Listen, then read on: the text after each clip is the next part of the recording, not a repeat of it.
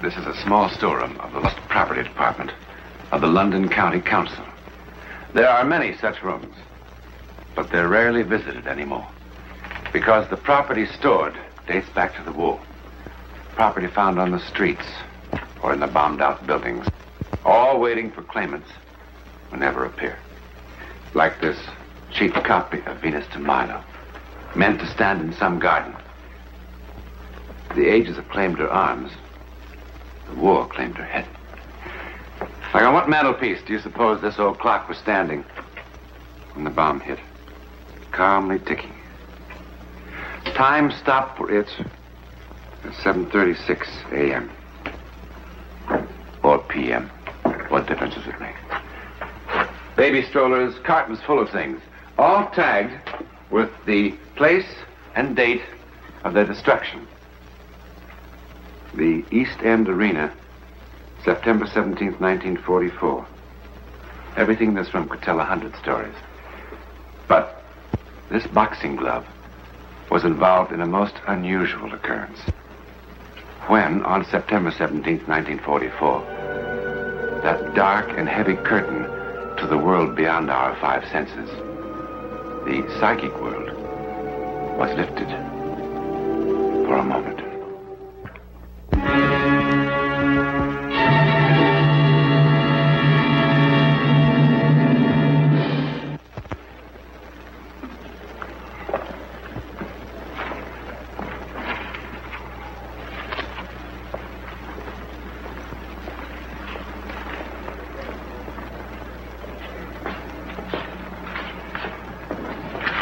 Mike. Hello, Yank. Sorry I'm late. Oh, it's all right. I had a bit of shopping to do. Fish and chips. I know. But we're betting the purse, aren't we? I'm financing dinner out of my own pocket, you might say. Never mind. We'll have a real feed after the fight. What kind of odds you get? 3 to 1 for the old 30 quid. That means we'll get 120 pounds if we win. That'll give us something in our pockets when we go up to the Midlands. Birmingham. Oh, they love light heavyweights up there. Do you see the doctor? Where do we go to eat? Well, in the dressing room. Get any coffee? Coffee costs extra. Well, I could sure use some.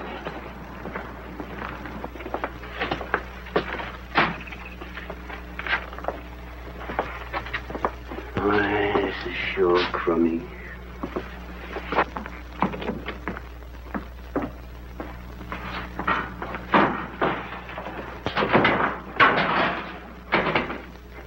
Here. Did you see the doctor? Yeah, I saw him. Oh, Whitey. Please, go get some coffee. Oh, what do you want coffee for? It'll only keep you awake. I want you to have a couple of hours shut-eye before the fight. Coffee never bothered me. You know that. What doctor? How do I know what doctor? Well, you must remember something about him. I walked up the street and there was a doctor's office. What street? Queen Street. Oh. That would be Dr. Duggan. Yeah, I think so. Yes. He has a big sign hanging out over the wall, like a blinking cinema. Arthur A. Duggan. Sounds like him. Yes. Only that sign was knocked down in a bombing raid 6 months ago. Well, then maybe it was someone else, and maybe it wasn't Queen Street.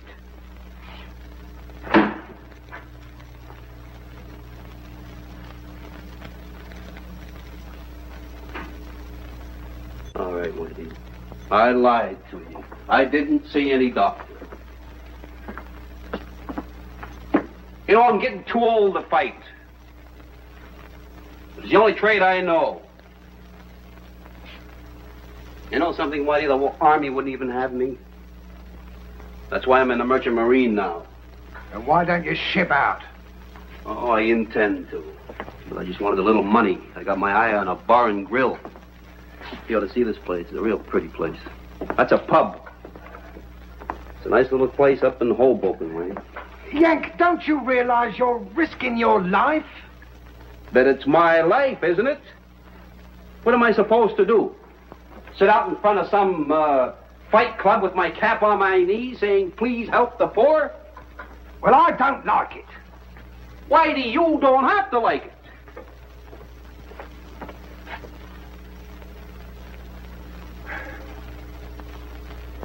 Never mind. I'll get you some coffee. Anybody mention coffee?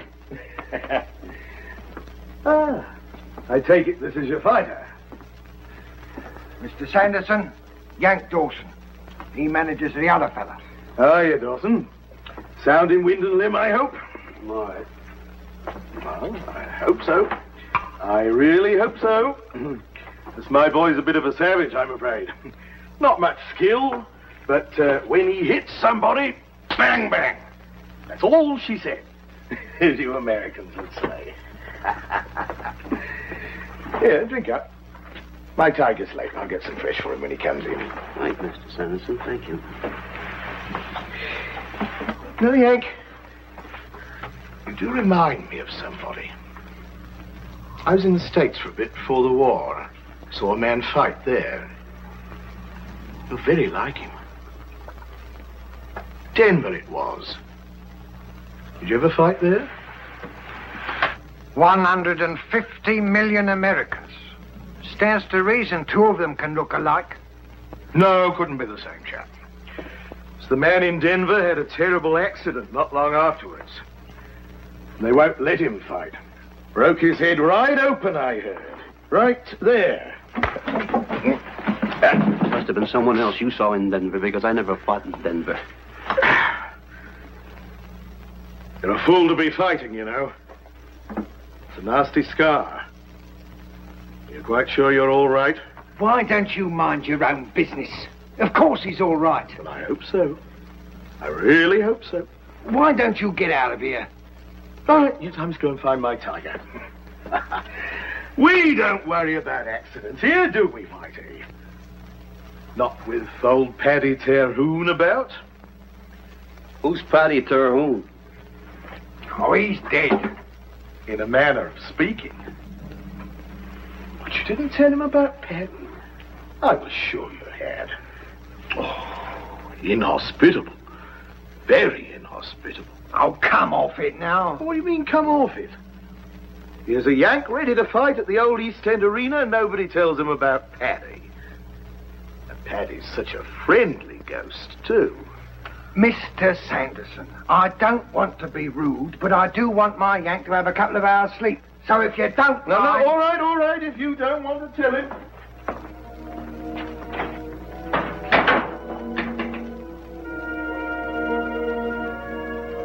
Well, little rub down is what you need.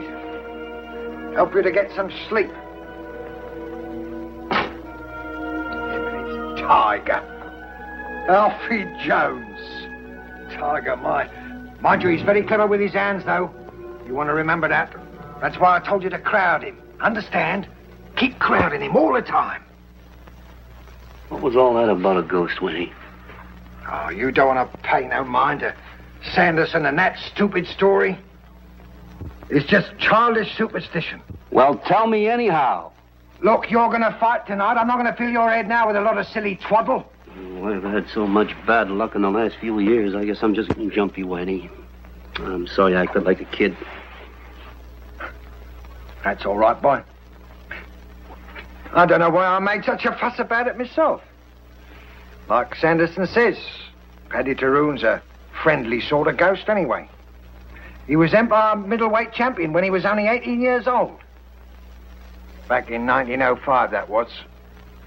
So when he fought Brian Cleary in 1931, he must have been 44. That's getting on a bit for a boxer, you know. And he wasn't Empire champ no more. He had a gold watch, a few good memories, and a blood clot, what nobody knew about. He fought Brian Cleary right here in the East End Arena. Brian liked the old boy. Wanted to make it quick like, you know. So he knocked him out in the second round. That was an act of mercy, Brian thought. Only that blood clot of Paddy's got dislodged. He died before they could get him into the dressing room. Well, that upset Brian a bit. Of course, he soon got over it, you know. I mean, he knew it wasn't his fault. Only 4 years later, Brian went crackers. Just before a fight one night, he suddenly started raving and swearing something awful. He said he'd seen Paddy Tyrone. Seen him, mind you, with Paddy dead 4 years already. Brian says that Paddy just stared at him and shook his head slowly from side to side, like he was trying to tell him something. And Brian says, well, what could he be telling me except, don't you fight tonight, my boy, or you'll wind up like me. Well, he fought anyway. And he was winning too, hands down. Until Frankie Shane, fighting him back as best he could, suddenly caught him with a lucky right. Oh, what a whopper. Caught him high on the forehead and pitches Brian towards the ropes and through the ropes. And he smashes his skull on the ring post. Well, now, you know as well as I do, that could never happen again in a million years. But blimey, you should have seen the newspapers. Ghost of East End Arena, they said. Paddy Tyrone back from the dead, and all that sort of tripe. See Paddy and die, they said.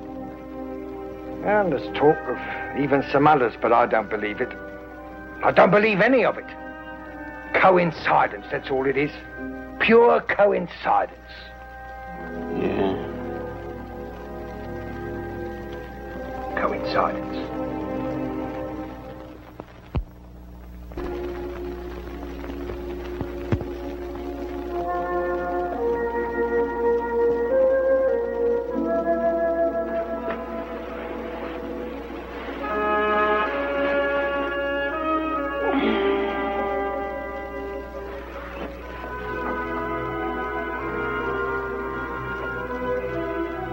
Who are you?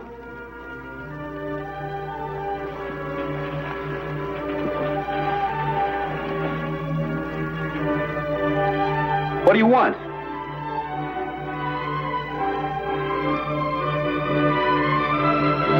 Whitey! What's going on here? Isn't there, Whitey? I saw. Who? The fellow you were telling me about, Paddy Tyrone, he's standing in there. Ah, you must be dreaming. He's in there, I swear. Look for yourself.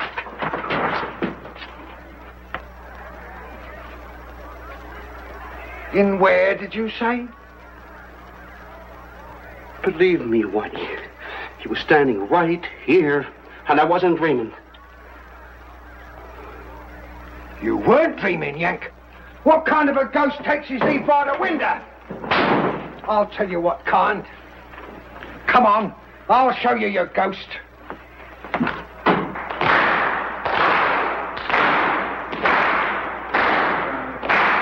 Listen to him out there. You're going to ruin me. Well, don't look at me. He's the one what's ruining you. Him and his psychological warfare. I got contracts with the both of you. Well, we are ready to fight. Then you two can fight. I'll tell you straight out, my boy isn't going into the ring until he admits what he done and apologizes for it. And just what am I supposed to have done? I had somebody to impersonate Paddy Tyrone. That's what you've done. Trying to scare my boy. What's all this about? That ghost was a fake. Well, maybe it was, but that doesn't prove that I had anything to do with it. Who else? Who else had reason? It's your boy we're fighting, and you was offering odds of 5 to 1. Got confidence in Alfie, that's all. Well, that's another thing. Look at him. Cool as a cucumber.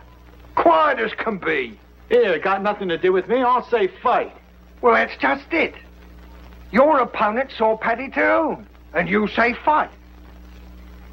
Aren't you scared you're gonna kill him? Cleary and Kawicki saw the ghost and they was killed in the ring. Why doesn't it bother you that the man you're fighting is going to die? I'll tell you why. Because it's a fake and you know it. If what you say is true, it's a case for the Boxing Control Board. Unsportsmanlike conduct by a manager. You insisted that my boy heard about Paddy Tyrone, and you knew he was going to take a few hours' sleep. That gave you plenty of time. How long did it take to sew Paddy's name onto that sweater? Now, look here, Whitey. And who did you hire to do Paddy Tyrone? Which one of your flunkies was it? Willie Davis? He's about the right age and size. Who's Willie Davis? Oh, some used-up old fighter who'll do anything for a few quid that he can take across the road to the Red Lion and turn into whiskey. And we don't have to ask his permission to go over there and ask Willie to talk, and he'll talk, in the interest of justice and better boxing and a few more drinks. Come on. No, wait. All right. I did it. There you are, you see? Willie played the ghost. It was my idea. Well, I know I shouldn't have done it, but Willie looks almost exactly like Paddy, and with a little makeup. Well, I just couldn't resist it. There's nothing criminal in it, mind you. It was a psychological warfare, just like we do on the Germans, that's all. Only that happens to be war, where all is fair, so they say. But this is boxing. All right. Which is supposed to be a sport. Well, maybe it wasn't sporting, though. Maybe. All right, then it wasn't sporting. You've never done anything that you're sorry for? Well, if I did, I said I was sorry. Oh, I'm sorry.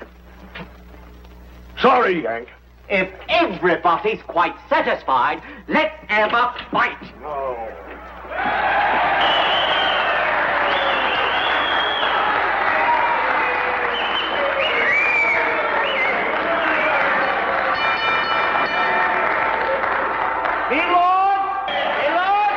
Ladies and gentlemen, Eastside Sporting Club, thanks for this promoter.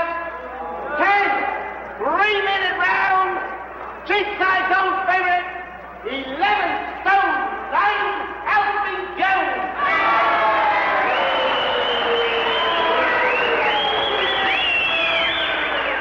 His worthy opponent, U.S. Merchant Seaman, 11 stone 6, Yank Dawson.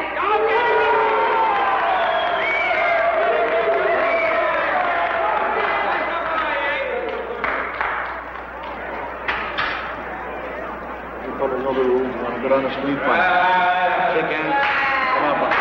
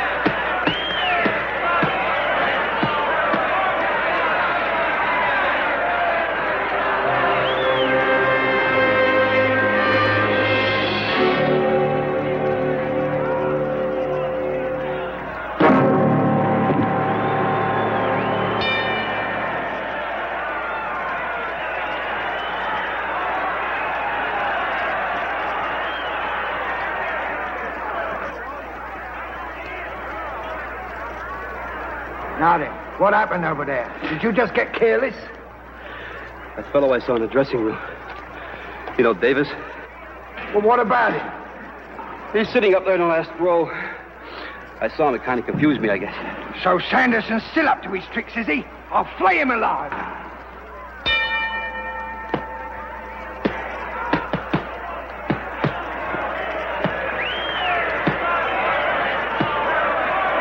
what kind of scum are you? Oh, what's the matter? That's what's the matter. Look up there. What's all this about? Lighter, he's gone and done it again.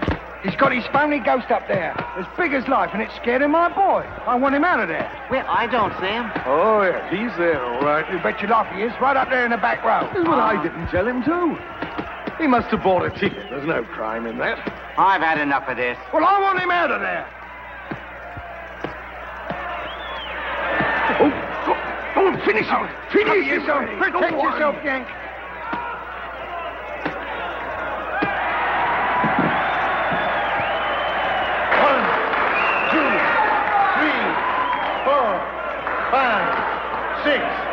Seven, 8, 9, 10.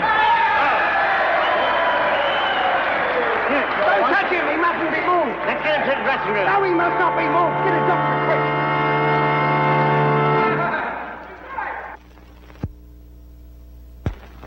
quick. Easy, Yank. How do you feel? All right, I guess. You want to try to sit up? Yeah. Will it be all right, Doctor? Yeah, he's had a slight concussion, but he'll definitely be all right. Yeah, you hear that, Yank? You're going to be fine, boy. I didn't say he'd be fine. I said he'd be all right. No more fighting, Yank. You hear that? I guess you're right, Doc. Well, let him rest here for a few minutes. Then he can get dressed and go home. Oh, bring him in to see me tomorrow. Righto, Doc.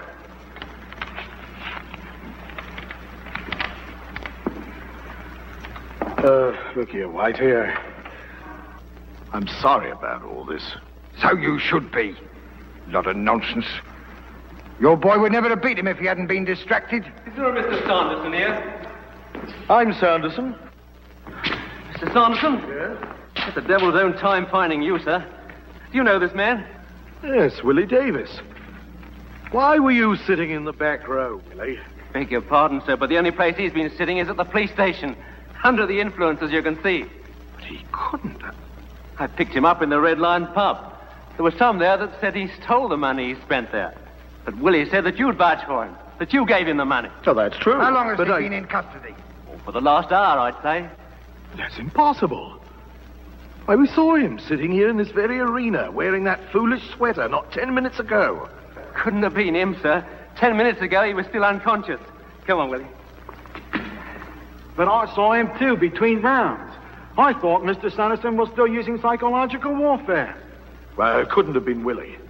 Then it was Paddy Terhune himself. I saw Paddy. I'm going to die. Oh, shut up. Must be some explanation. I saw him twice. We all saw him. Not me, remember? I didn't see him. The rest of us aren't all going to die. Oh, don't be ridiculous.